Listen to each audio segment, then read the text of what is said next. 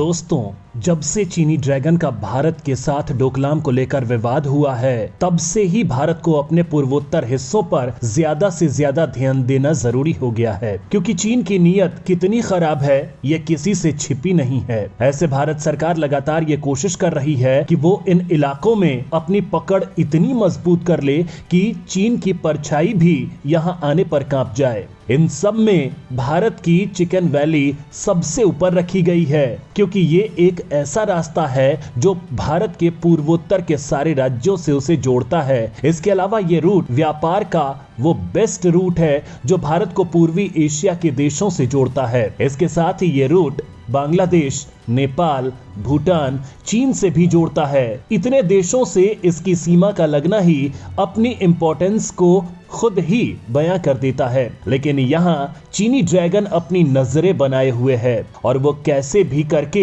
यहाँ कब्जा करना चाहता है, लेकिन उसके मंसूबों पर भारत सरकार और भारतीय सेना पानी फेर देती है। वो इसके बचाने के लिए कई तरह के पैतरे अपना रही है और उसे उल्टे पैर भगा देती है। तो चलिए दोस्तों, इस चिकन वैली की बेसिक ज्योग्राफी, टेरेन और जियो सिग्निफिकेंट को साथ ही हम जानेंगे कि कैसे चीन ने भारत के पड़ोसी देशों में भारी निवेश करके हमारे इस स्ट्रेटेजिक जोन को खतरे में डालने की कोशिश की। तो आप ये वीडियो अंत तक जरूर देखिएगा। दोस्तों, चिकन नेक, जिसे सिलीगुड़ी कॉरिडोर भी कहा जाता है, इस इलाके की भौगोलिक स्थिति, आर्थिक महत्व और अंतरराष्ट्रीय पहुंच इसे बेहद खास बनाती है। पश्चिम बंगाल में स्थित ये गलियारा 60 किलोमीटर लंबा और 20 किलोमीटर चौड़ा है और उत्तर पूर्व हिस्से को बाकी भारत से जोड़ता है। वैसे तो जब भारत में अंग्रेजों का शासन था, तब ब्रिटिश ने इसका निर्माण व्यापार के लिए किया था। ये नेपाल और बांग्लादेश के बीच से होकर गुजरता है।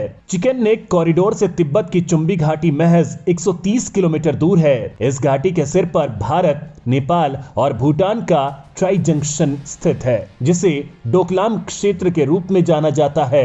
ये कॉरिडोर दार्जिलिंग जलपाईगुड़ी से एक्सटेंडेड करते हुए पश्चिम बंगाल के तराई एरिया तक एक्सटेंड करता है। इसे नॉर्थ में हिमालय के पर्वत हैं, जैसे माउंट कंचनजंगा, जो इंडियन नेपाल पर स्थित है। इससे दो नदियां तीस्ता और जलदाखा निकलती हैं, जो नदियां बांग्लादेश में प्रवेश करने पर ब्रह्मपुत्र नदी में मिल जाती हैं। यहीं सैंडी सोइल पाई जाती है, जो काफी लूज होती है, जिसके कारण यहाँ रेलवे और रोडवेज का कंस्ट्रक्शन करना थोड़ा मुश्किल हो जाता है। इसके अलावा यहाँ प्राकृतिक आपदाएं जैसे बाढ़, भूस्खलन जैसी घटनाएं होती रहती हैं। यहाँ ज्यादातर नेपाली और बंगाली अप्रवासी पाए जाते हैं। वहीं ये मार्ग राष्ट्रीय राजमार्ग 31 असम में गुवाहाटी को सिलीगुड़ी से जोड़ता है। अर्थव्यवस्था के दृष्टिकोण से ये कॉरिडोर उत्तर पूर्वी राज्यों और शेष भारत के व्यापार के लिए बेहद महत्वपूर्ण है। यह उनके बीच एकमात्र रेलवे फ्रेट लाइन भी होस्ट करता है। दार्जिलिंग की चाय और इमारती लकड़ी इस क्षेत्र के महत्व को और बढ़ा देती है। एलएससी के पास सड़क मार्ग और रेलवे सिलीगुड़ी कॉरिडोर से जुड़े हुए हैं। इस कॉरिडोर के जरिए ही सभी जरूरी चीजों की आपूर्ति की जाती है। दोस्तों, सिलीगुड़ी कॉरिडोर भारत और इसके पूर्वोत्तर राज्यों के साथ साथ दक्षिण पूर्व एशिया में आसियान देशों के बीच संपर्क को सुगम बनाकर भारत को अपनी एक्ट ईस्ट पॉलिसी को बढ़ावा देने में मदद कर रहा है। इसके साथ ही दक्षिण पूर्व एशिया के लिए भी एक महत्वपूर्ण प्रवेश द्वार है। इसके साथ ही ये गलियारा पूर्वोत्तर राज्यों में अवैध घुसपैठ, सीमा पार आतंकवाद और इस्लामिक कट्टरपंथ का मुकाबला करने में महत्वपूर्ण साबित हुआ है। दक्षिण पूर्व एशिया गोल्डन ट्रायंगल के लिए कुख्यात है, जिससे जुड़े म्यांमार, थाईलैंड और लाओस में संगठित अपराध और मादक पदार्थों की तस्करी प्रचलित है। इन देशों से भारतीय राज्यों जैसे त्रिपुरा, मिजोरम, मणिपुर, नागालैंड और अरुणाचल प्रदेश में मादक पदार्थों की तस्करी का प्रसार एक बड़ा सुरक्षा खतरा है। सिलीगुड़ी कॉरिडोर में सुरक्षा में सुधार कर इस क्षेत्र को सुरक्षित किया जा सकता है। तिब्बत से इसकी निकटता भारत के लिए काफी प्रॉफिटेबल साबित हुआ है, क्योंकि यहाँ से चीन पर कड़ी नजर रखी जा सकती है, जो सीमावर्ती इलाकों में लगातार सड़कों और हवाई पट्टियों का निर्माण कर रहा है। एक रिपोर्ट के मुताबिक युद्ध की स्थिति में सिलीगुड़ी कॉरिडोर के माध्यम से आसानी से हथियार और सैनिक लामबंद किए जा सकते हैं। इस कॉरिडोर को लेकर भारत ने यहाँ 2 एयरबेस स्टैब्लिश किए हैं, बगडोगरा और हसीमार। ये दोनों ही भारत को स्ट्रेटेजिक डेप्थ प्रोवाइड कराएगा। वहीं जापान ने भारत के नॉर्थ ईस्ट पार्ट पर करीब $2 बिलियन का निवेश किया हुआ है, जिसमें connectivity, hydro power, skill development जैसी चीजें शामिल हैं। इसके अलावा अपने पड़ोसी देशों से कनेक्टिविटी बढ़ाने के लिए भी भारत सरकार ने कई स्टेप लिए हैं, जिसमें कलादान प्रोजेक्ट भी शामिल है। Kaladan multi modal transit transport project है, जो कोलकाता से म्यांमार और फिर म्यांमार से मिजोरम तक का रास्ता है। इसमें समुद्र, नदी और जमीन तीनों रास्ते शामिल हैं। कोलकाता पोर्ट से समुद्र के रास्ते म्यांमार के सितवे पोर्ट तक का रास्ता, इससे आगे कालादान नदी का रास्ता और फिर म्यांमार से मिजोरम को जोड़ती सड़क है, जो चीन को गहरी चोट देती है। वहीं चिकन नेक एक ऑल्टरनेटिव रूट बांग्लादेश की तरफ से भी मिला है। यहाँ बांग्लादेश ने भारतीय सामानों की चिटीगोंग पोर्ट से कोलकाता से अगरतला तक पहुंचाने की छूट दी। इससे दोनों देशों के रिश्ते भी बेहतर हो रहे हैं। लेकिन चीन अपनी हरकतों से बाज नहीं आ रहा है। वो भारत के लिए परेशानी खड़ी करने के लिए यहाँ कई तरह के कंस्ट्रक्शन कर रहा है।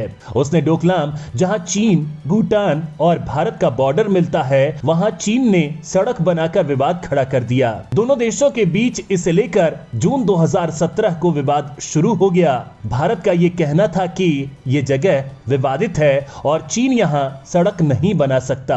दोस्तों, इस रोड निर्माण से चीन भारत पर एक बड़ी सैन्य लाभ हासिल करना चाहता था। अगर डोकलाम तक चीन की सुगम आवाजाही हो जाती तो वो भारत को पूर्वोत्तर राज्यों से जोड़ने वाली 20 किलोमीटर चौड़े इलाके पर अपनी बढ़त बना लेगा। करीब 70 दिनों तक चले डोकलाम विवाद को 28 अगस्त 2017 को सुलझा लिया गया। दोनों देशों के बीच चल रही कूटनीतिक वार्ताओं के बाद सेनाएं हटाने पर सहमति बन गई। वहीं चीन ने भारत के अरुणाचल प्रदेश को लेकर भी विवाद खड़ा किया हुआ है।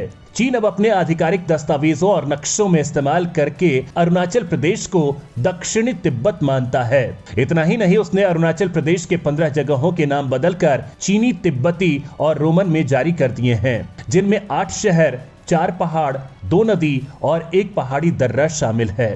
इसमें अरुणाचल के 11 जिले शामिल हैं, जिनमें पश्चिम में तवांग से लेकर पूर्व में अंजा तक शामिल हैं। चीन की इस हरकत को लेकर भारत ने निंदा की थी। इसके अलावा चीन ने ब्रह्मपुत्र नदी पर बांध बनाने का प्रोजेक्ट भी शुरू किया था। दोस्तों, ब्रह्मपुत्र भारत के नॉर्थ ईस्ट की लाइफलाइन है। अगर चीन इस बांध को बनाता है तो इसका असर पूर्वोत्तर राज्यों के साथ साथ बांग्लादेश पर भी पड़ेगा। इसके अलावा चीन की हरकतों को लेकर ये भी सामने आया है कि चीन ने भारत के बॉर्डर पर नया गांव भी बसाया है, जिसमें करीब 100 घर हैं। ये गांव शुभानसरी जिले में है, जो एक इंडियन टेरिटरी है। दोस्तों, चीन अपनी बेल्ट एंड रोड योजना के लिए अपनी वैश्विक व्यापार पहुंच में सुधार के बहाने भारत के पड़ोसी देशों में भारी निवेश कर रहा है। लेकिन निवेश के नाम पर ये देश चीन के जाल में फंस रहे हैं। ज्यादातर पश्चिमी देश चीन की आलोचना इस बात के लिए करते हैं कि वो गरीब विकासशील देशों पर ऋण थोपता है, जिनके वापस भुगतान करने की कोई उम्मीद नहीं है। इसका इस्तेमाल वह राजनीतिक प्रभाव का लाभ उठाने के लिए कर रहा है, जबकि चीन का कहना है कि ये देश इन कर्जों के लिए उसके आभारी रहते हैं और उन्हें इसकी बहुत जरूरत है। उसने नेपाल में साल 2018 में trans Himalayan multi dimensional connectivity network घोषित किया था,